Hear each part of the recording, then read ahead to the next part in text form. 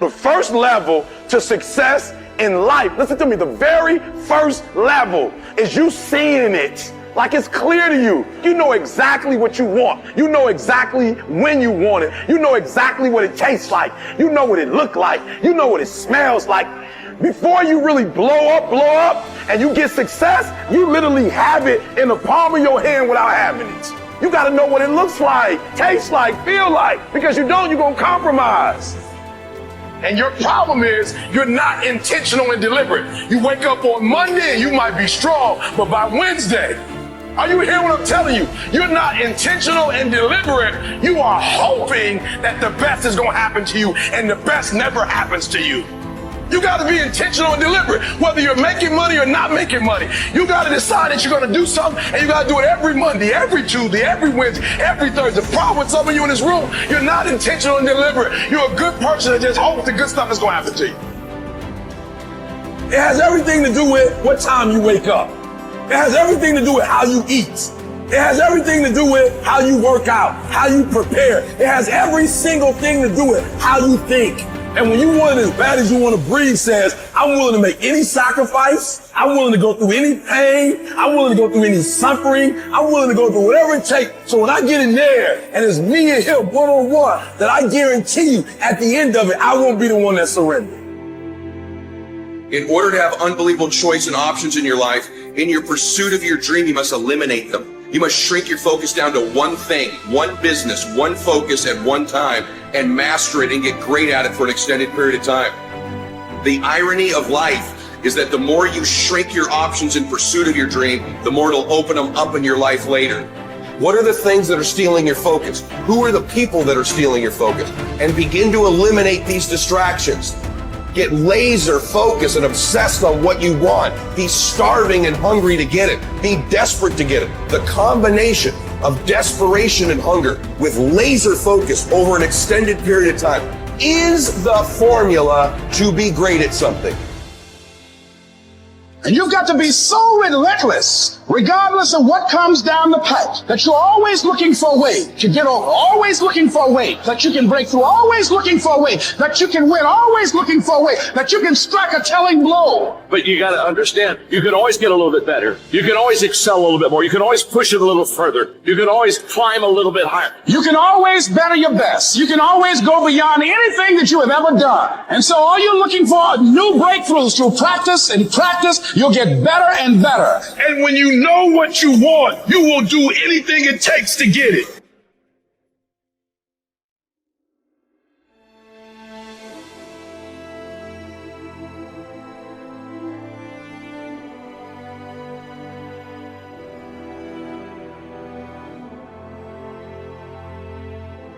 A person who thinks all the time has nothing to think about except thoughts.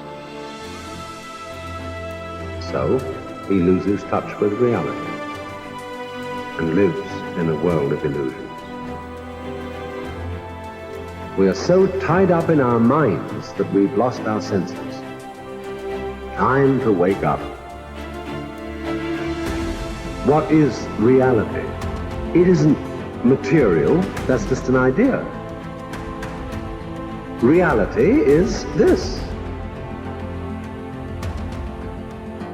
Whoever it is that you want to be, no matter how many times you may have failed at attempting to become that person leading up to this point, you can still become that person. You're going to decide who that is, you're going to hold that ideal in your mind, and you're going to force yourself to act in accordance. You are going to tell people what you're up to. And if you really have some balls, you're going to tell people that want you to fail. Because that, believe it or not, that's who's going to come to your rescue in your darkest hours of wanting to give up. It's going to be remembering that out there is someone who's laughing at you, who wants you to fail, that's talking behind your back about how you're never going to achieve it, and then imagine how rad it will be when you actually do achieve it. And so I've been intrigued with, can you be committed to the process of what you do without being emotionally attached to the result of what you do? Because a lot of people can be committed to the process of what they do if the results don't change. But the moment the result or the outcome changes of what they're chasing, they shut it down or they quit simply because the result changed. So can we be committed to the process of what we do, but not emotionally to the result of what we do, understanding every day I get up and give everything I got to everything I'm a part of simply because this is who I am. Like the only thing I need every day of my life is 86,400 seconds. That's it. Like I don't need some reward. Like I don't need, the only thing I need is breath in my body, and I'm flat out going to get it.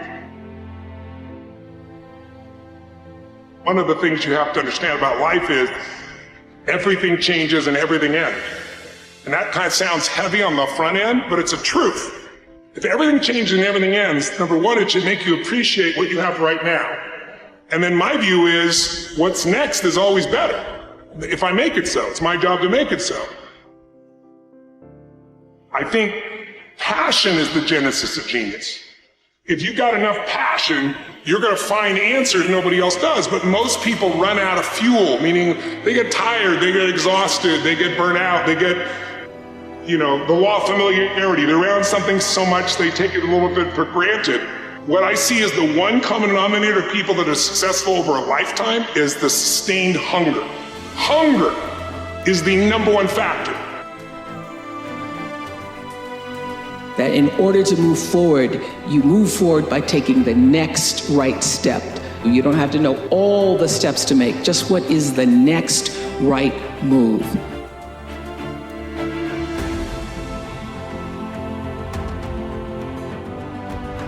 I want to recommend that you take just 1 hour a day, 5 days a week, and devote this hour to exercising your mind. Pick 1 hour a day on which you can fairly regularly count. And during this hour every day, take a completely blank sheet of paper. At the top of the page, write your present primary goal, clearly, simply.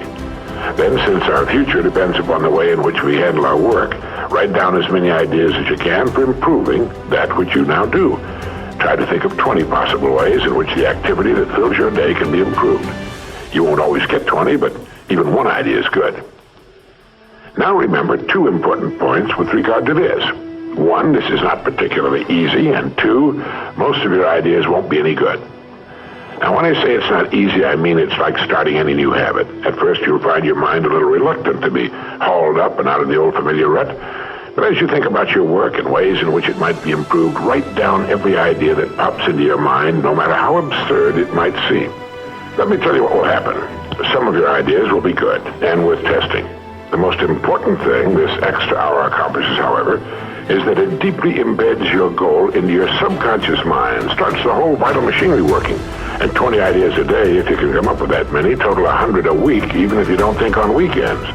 An hour a day, 5 days a week, totals 260 hours a year, and still leaves you 3,740 hours of free leisure time. Now this means you'll be thinking about your goal and ways of improving your performance, increasing your service, 6.5 full extra working weeks a year. 6.5 40-hour weeks devoted to thinking and planning. Can you see how easy it is to rise above the so-called competition? And will still leave you with 15 hours a day to spend as you please. Starting each day thinking, you'll find that your mind will continue to work all day long. You'll find that at odd moments, when you least expect it, really great ideas will begin to pop into your mind. And when they do, write them down as soon as you can. Just one great idea can completely revolutionize your work and, as a result, your life.